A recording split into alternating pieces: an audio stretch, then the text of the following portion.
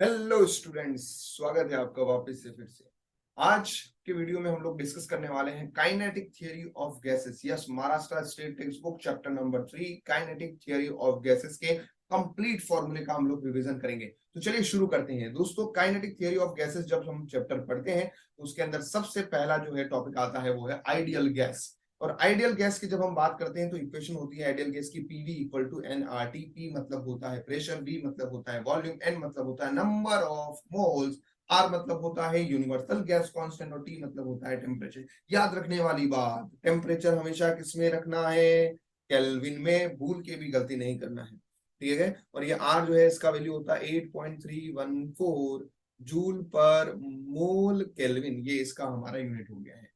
Then उसके बाद में अगर हम चाहें तो एक और इक्वेशन बोल सकते हैं PV equal to N K B T, where N मतलब होता है नंबर ऑफ मॉलिक्यूल्स और नंबर ऑफ मोल्स को number of molecules upon Avogadro number भी लिख सकते हैं। और वहां से हमें एक नया कांस्टेंट मिलता है दैट इज केबी। केबी मतलब बोल्ट्जमैन कांस्टेंट। केबी मतलब Boltzmann constant that equal to R upon N A. R upon Na, where R 8.314, Avogadro number 6.02 into 10 to the power 23, तो Kb का वैल्यू मिलता है 1.38 into 10 to the power -20।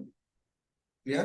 तो this is Boltzmann constant. तो ये formula हमें याद रखना है। यहीं पर मैं एक जबरदस्त चीज बता देता हूं, वो आपको लिख देना है, दिल में बसा देना है। That is P by rho, pressure by density equal to हमारे पास आ जाएगा R T by M not. M not मतलब molar mass equal to K B T by small M. Small M मतलब पार्टिकल का मास, वो ideal gas के अंदर जो पार्टिकल्स होंगे उस पार्टिकल का मास। क्लियर है? ये इक्वेशन याद रखनी बड़ी यूजफुल है। क्लियर? देन उसके बाद में एक बड़ा इंपॉर्टेंट टॉपिक आता है वो है mean free path. Mean free path से क्या समझ में आता है? मीन फ्री पाथ का मतलब होता है दिस इज अ लाइक दो पार्टिकल्स जो कोलाइड कर रहे हैं, वो पार्टिकल जो सक्सेसिव कोलिजन हो रहा है उसके बीच में पार्टिकल फ्रीली मूव करता है with a constant velocity in a straight line. जो पार्टिकल जिस फ्री पाथ को फ्रीली जिस पाथ को ट्रैवल करता है उसको हम बोलते हैं मीन फ्री पाथ। कब ट्रैवल करता है? सक्सेसिव कोलिजन्स के बीच में। और उस मीन फ्री पाथ का फॉर्मूला है, इस पे क्वेश्चंस आए हैं, आते हैं और आते रहेंगे। और फॉर्मूला है वो है 1/रूट pi T square N by V. क्या है formula? 1/√2 pi T square into N upon V, where N मतलब नंबर ऑफ मॉलिक्यूल्स, वी मतलब हो जाएगा volume of gas. Clear? And D मतलब हो जाएगा वो मॉलिक्यूल्स का जो है डायमीटर। ठीक है, ये क्वेश्चन में दिया हुआ रहेगा। इन केस अगर आप चाहें तो एन बाय वी को आप सब्सटीट्यूट भी कर पाएंगे। एन बाय वी को जब आप सब्सटीट्यूट करते हैं, वो कहां से सब्सटीट्यूट कर सकते हैं? Ideal gas equation PV equal to N K B T दिख रहा है आपको, यहां से आप एन बाय वी को सब्सटीट्यूट करके एक नया फॉर्मूला भी बना सकते हैं। क्लियर? बट आपको बेसिक फॉर्मूला याद रखना है, lambda equal to 1/√2 pi D square N by V. Then उसके बाद एक बड़ा इंपॉर्टेंट डेरिवेशन आता है pressure exerted by gas, that is P equal to 1/3 rho V square. Formula क्या है? P equal to 1/3 rho V square. This is the formula where rho is what? Density of the gas and V जो है ये RMS velocity है। कौन सी velocity है? RMS velocity. RMS velocity को हम क्या बोलते हैं? Root mean square velocity. और इस आरएमएस वेलोसिटी का एक फॉर्मूला होता है अंडर रूट ऑफ सारे पार्टिकल की वेलोसिटी का स्क्वायरिंग कीजिए, v1 square plus v2 square plus v3 square up to vn square divide by number of molecules n। Clear? तो यहां से हमें आरएमएस वेलोसिटी मिलती है। आरएमएस वेलोसिटी को वहां पुट करना है। हम चाहें तो इस डेंसिटी को मास अपॉन वॉल्यूम भी लिख सकते हैं। ये मास ऑफ गैस है, टोटल गैस है। इसको हम और कैसे निकाल सकते हैं? Number of particles into mass of each particle upon V. ये भी हमें फॉर्मूला मिल सकता है। तो यहाँ पर यही फॉर्मूला लिखा है, रो को हमने capital N small capital N into small M upon V से सब्सटीट्यूट किया हुआ है। जब नीचे वाला वी वॉल्यूम है, ऊपर वाला स्मॉल वी जो है वो वी आरएमएस वेलोसिटी है। क्लियर? देन आरएमएस वेलोसिटी का एक और नया फॉर्मूला है, वो याद रखना है। वो इधर से आया है। कहां से आया है? इस इक्वेशन से आया। That is V R M S equal to √3p/रो। और p/रो को मैंने अभी आपको पहले बताया था, p/रो को हम RT/m से और केबीटी बाय स्मॉल एम से भी सब्स्टिट्यूट कर सकते हैं, तो फॉर्मूला बन जाता है वीआरएमएस का under root of 3RT upon M not. ये वाला इंपॉर्टेंट है। और यहां से हम एक रिलेशन और निकालते हैं कि V RMS is directly proportional to root of temperature. ये तीनों फॉर्मूले हमें आरएमएस वेलोसिटी से रिलेटेड याद रखने हैं। देन दोस्तों फॉर्मूला आता है काइनेटिक एनर्जी ऑफ मॉलिक्यूल्स का, गैस मॉलिक्यूल्स का। वो फॉर्मूला है हमारे पास में 3/2 पीवी। क्या फॉर्मूला है? 3/2 पीवी। बड़ा इंपॉर्टेंट फॉर्मूला, ये भी एक छोटा सा डेरिवेशन है, वहां से आता है। Kinetic energy of gas molecule 3/2 PV होता है। अगर आप चाहे तो पीवी को भी रिप्लेस कर सकते हैं एनआरटी से वहां पर। अगर पर मोल निकालना होगा तो आप किससे डिवाइड कर देंगे? एन से डिवाइड कर देंगे, तो फॉर्मूला बन जाएगा 3/2 RT। पर यूनिट मास निकालना होगा तो किससे डिवाइड कर देंगे? मोलार मास से डिवाइड कर दीजिए, क्या आ जाएगा? 3/2 RT बाय एम नॉट। और पर मॉलिक्यूल निकालना होगा तो किससे डिवाइड कर दीजिए? नंबर ऑफ मॉलिक्यूल से। और R upon number of molecules, क्योंकि पर मोल चल रहा है दोस्तों।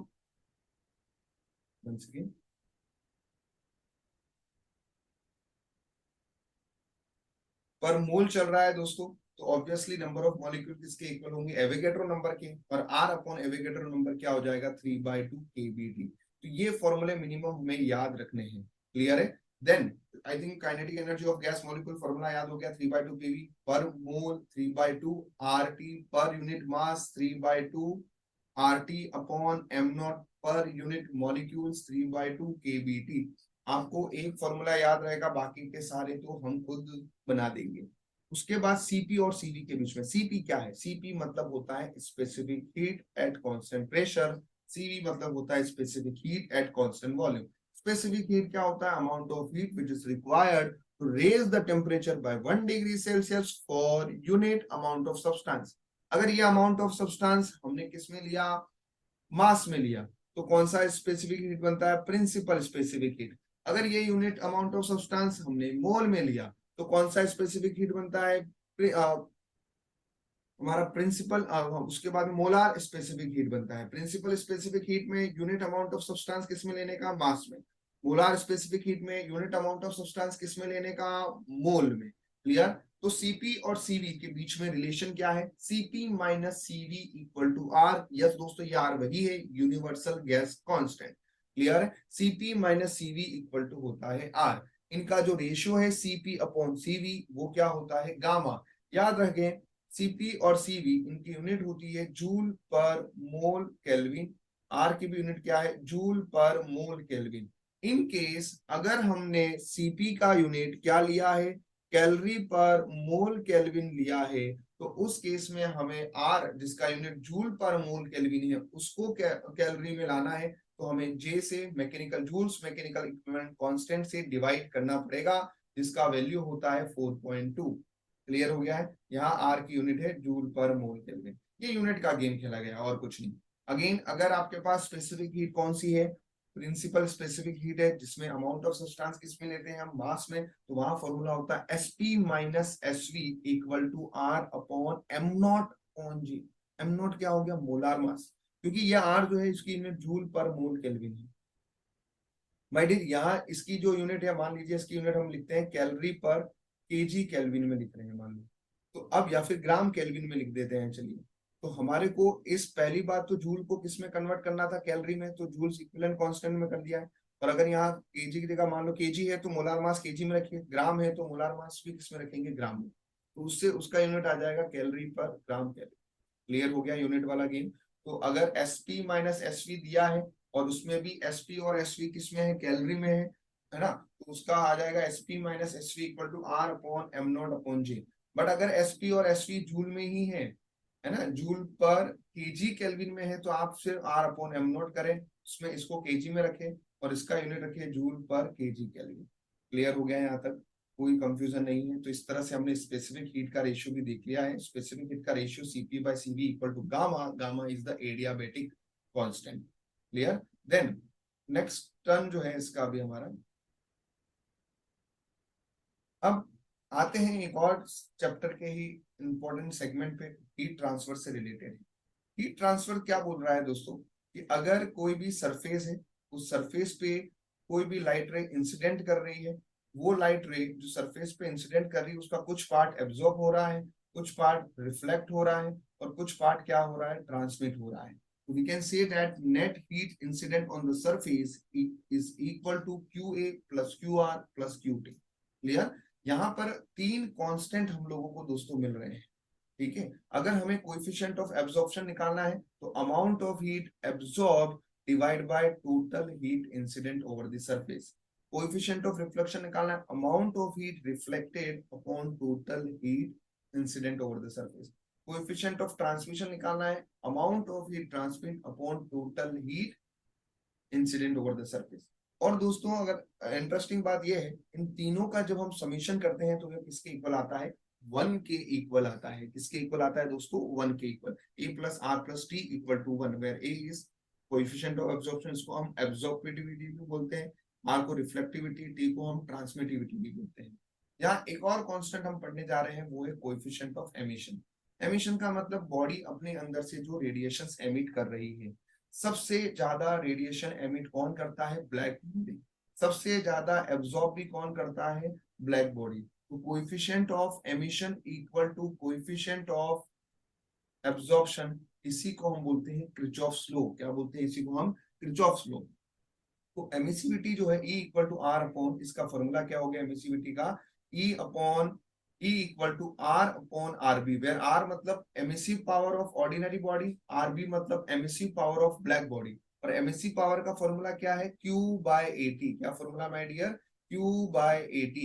Q मतलब amount of heat emitted from the surface divide by area, और T मतलब हो गया टाइम। तो we can say that amount of heat emitted from the surface per unit area per unit time is known as the emissive power. Clear? वहीं अगर हम black body की बात करेंगे तो वो सबसे ज्यादा एमिशन करती है, इसीलिए हम कंपैरिजन ब्लैक बॉडी के साथ करते हैं। तो coefficient of emission E equal to होता है emissive power of ordinary body upon emissive power of black body. अगर हम एमिसिविटी की बात करें ब्लैक बॉडी में तो क्या होगा, E इक्वल टू 1 हो जाएगा। ठीक है। नाउ उसके बाद ये जो सरफेस से रेडिएशंस एमिट हो रही है, हर बॉडी में से रेडिएशंस एमिट होगी, इसमें कोई कंफ्यूजन नहीं है ना। जो सरफेस से रेडिएशंस बाहर निकल रही है वो कितनी होगी, देखिए अगर हम इसका फॉर्मूला देखें तो Q by T, rate of heat is equal to sigma into A into T to the power 4। और अगर हमें हीट चाहिए तो sigma into A into T to the power 4 into time T। Sigma मतलब होता है स्टीफन्स बोल्ट्जमैन कांस्टेंट। क्या होता है सिग्मा मतलब, स्टीफन्स बोल्ट्जमैन कांस्टेंट। और जिस सिग्मा की वैल्यू है 5.67 इंटू 10 टू दी पावर -8, ठीक है ना। This is Stefan's Boltzmann constant. A मतलब होता है वो सरफेस एरिया, ब्लैक बॉडी का एरिया। टी मतलब हो जाएगा टेम्परेचर। याद रहे यहाँ पर भी टेम्परेचर किस में रखना है, केल्विन में रखना है। स्मॉल टी मतलब हो जाएगा टाइम, और वहां से कितना रेडिएशन किसी भी बॉडी में से, ब्लैक बॉडी में से एमिट हो रहा है। अगर ये ब्लैक बॉडी नहीं है, ऑर्डिनरी बॉडी होगा, तो हमारे को क्या करना है, इसको एमिसिविटी से जो है मल्टीप्लाई कर देना है। क्योंकि आप खुद देख पा रहे होंगे ना यार, क्या होगा, Q by QB equal to क्या हो गया, E। तो Q इक्वल टू क्या हो जाएगा, E इंटू QB। तो अगर ऑर्डिनरी बॉडी है तो उसको हमें एमिसिविटी से मल्टीप्लाई कर देना है, और कुछ। क्लियर?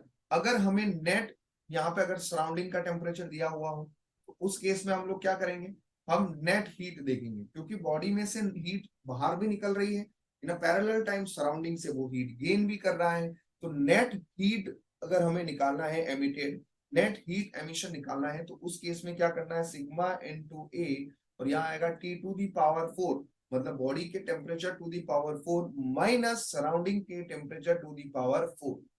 और अगर हमें हीट निकालना है जूल में चाहिए तो इंटू टी कर देंगे टाइम से मल्टीप्लाई।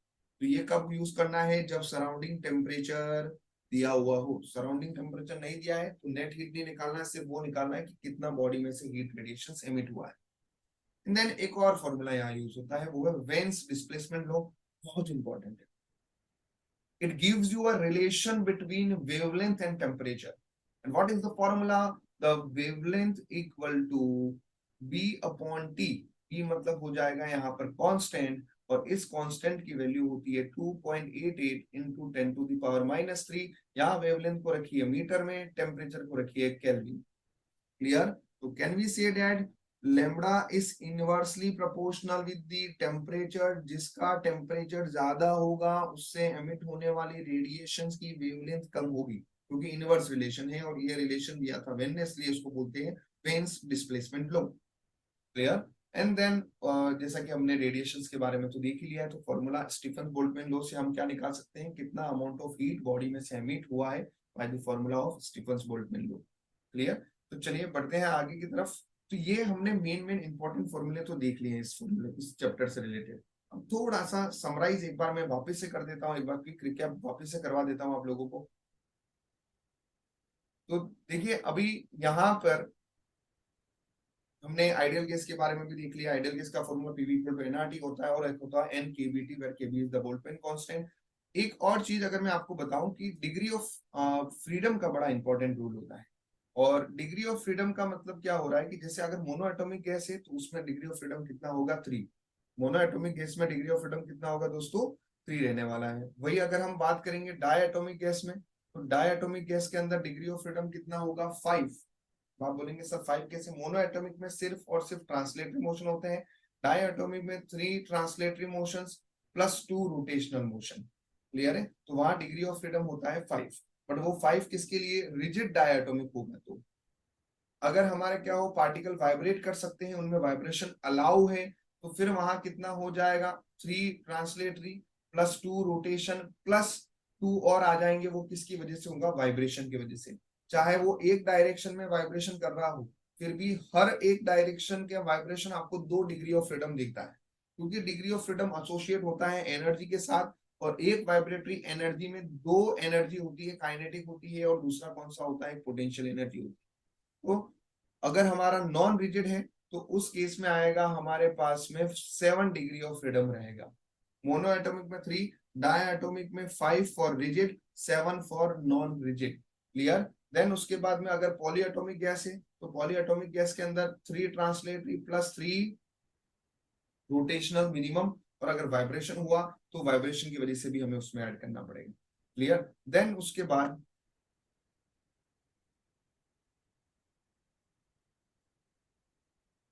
देखिए एक बार में एक साथ में देखते हैं। लॉ ऑफ इक्विपार्टीशन क्या बोलता है, लॉ ऑफ इक्विपार्टीशन बोलता है कि आपको हर एनर्जी मोड को इक्वल एनर्जी देना है, इक्वली ट्रीट करना है। Each and every energy mode को आपको इक्वल एनर्जी देना है। और वो कितना एनर्जी देना है आपको, हर एनर्जी मोड को, each and every energy mode को देंगे आप हाफ केबीटी। कितना देंगे, हाफ केबीटी।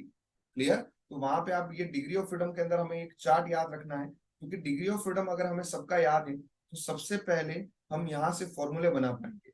सीवी का फॉर्मूला होगा F/2R। F मतलब होता है डिग्री ऑफ फ्रीडम। वहां से आप सीपी निकालेंगे। सीपी आप कैसे निकाल पाएंगे, एक तो आप क्या कर दीजिए, सीपी इक्वल टू होता है सीवी प्लस आर। तो आप जैसे मोनो एटॉमिक गैस की बात करते हैं, मोनो एटॉमिक गैस के अंदर डिग्री ऑफ फ्रीडम मैंने कितना बोला था, 3। तो 3/2R हो गया है। और सीपी कैसे निकालोगे, सीवी प्लस आर करोगे तो 5/2R होगा। ये याद होना चाहिए, मोनो एटॉमिक में 3/2R सीवी, 5/2R क्या हो जाएगा, सीपी। गामा निकालना है तो 5/3। ये हमारा फॉर्मूला। गामा कैसे निकाला, CP/CD। वही हम डायटोमिक में रिजिड नॉन रिजिड दोनों इंपॉर्टेंट है, याद रखेंगे। तो रिजिड में हमने बोला था डिग्री ऑफ फ्रीडम कितना लेना है आपको, 5 लेना है, तो 5/2। ये देखिए यहाँ से काम हो गया। सीपी क्या हो जाएगा, सीवी प्लस आर, तो वो 7/2R। गामा हो जाएगा CP/CV 7/5। नॉन रिजिड में मैंने आपको बोला था डिग्री ऑफ फ्रीडम ले लीजिए दोस्तों, कितना, 7। तो ये 7 ले लिया, क्यों, क्योंकि नॉन रिजिड में वाइब्रेटरी एनर्जी मोड भी ऐड हो जाता है। तो वो आ जाएगा 7/2R। और सीपी हो जाएगा आपका CV plus R which become 9/2R। और वहीं से हमें गामा मिल जाएगा CP/CD 9/7। वहीं हम जब पॉली एटॉमिक गैसेस की बात करेंगे तो my dear, polyatomic gases में पहले डिग्री ऑफ फ्रीडम देखिए। 3 क्या हुए, और ट्रांसलेटरी, प्लस 3 क्या हुए, रोटेशनल, प्लस अभी यार हमें पता है एक डायरेक्शन जो है वाइब्रेशन का, उसमें 2 एनर्जी मोड होते हैं। मान लीजिए इसमें अब पॉलीएटॉमिक में one more than one direction, तो फॉर्मूला क्या कर देते हैं, यहाँ लिख देते हैं। ये जो उन्होंने F लिखा हुआ है, ये F का मतलब में आप चाहे तो इसको M लिख दीजिए। ठीक है। M मतलब हो जाएगा नंबर ऑफ डायरेक्शन, या बेटर है चलो D लिख दीजिए, इसको हम बोल देते हैं D। डी मतलब हो जाएगा नंबर ऑफ डायरेक्शन। तो नंबर ऑफ डायरेक्शन मान लीजिए डी मान लेते हैं इसको। और एक डायरेक्शन में कितने हो गए, 2 डिग्री ऑफ फ्रीडम। तो फॉर्मूला कितना बना, 6+2D, जिसको हम बोल सकते हैं, अगर हम चाहें इसको यहाँ जब सब्सटीट्यूट करते हैं सीवी के फॉर्मूले में, तो कितना आ जाएगा देखो, 6+2D जो है 3+D डिवाइड बाय 2। तो 2 से 2 कैंसिल हो जाएगा, तो कितना आ गया, सीवी कितना आ गया आपके पास, 3+D इंटू आर। सीपी कितना आएगा, प्लस आर कर दीजिए, 4 प्लस डी इंटू आर, और गामा क्या आएगा, 4 plus D upon 3 plus D. Clear हो गया है। एफ मतलब डिग्री ऑफ फ्रीडम, अगर हमें याद है तो वहां से हम poly atomic gas, mono atomic gas, diatomic gas के सीपी सीवी की वैल्यू इजीली निकाल पाते हैं। क्लियर। देन उसके बाद में अभी हमारा जो रेडिएशन वाला सेगमेंट जो अभी हमने सीखा था, उसमें एक चीज हमने बोला था, परफेक्ट ब्लैक बॉडी, जिसका कोएफिशिएंट ऑफ एब्जॉर्प्शन भी क्या होता है, 1 होता है, और कोएफिशिएंट ऑफ एमिशन भी कितना होता है, 1 होता है। और इसका एक एग्जांपल है, वो है Ferry's black body, is the example of perfect black body. Clear. और क्योंकि उसमें जितना भी लाइट अंदर एंटर होगा वो ऑलमोस्ट 97 to 98% उसको क्या कर देगा, इंसिडेंट एनर्जी को एब्जॉर्ब कर लेगा। क्लियर। उसके बाद में ये ग्राफ आपको दिखता है, और इसी ग्राफ से हम लोग बताते हैं कि lambda is inversely proportional to the temperature, और अगर हम लोग क्या करते हैं, टेम्परेचर बढ़ाते हैं तो एमिसिव पावर जो है वो 4th power of the temperature से इंक्रीज होती है। क्लियर। तो this is all about the KTG chapter. Almost सारे टॉपिक्स को हमने अच्छे से कवर कर लिया है। क्लियर। तो मिनिमम ये फॉर्मूला हमें याद रखना है। मिलते हैं चलिए नेक्स्ट वीडियो में, तब तक के लिए जय हिंद।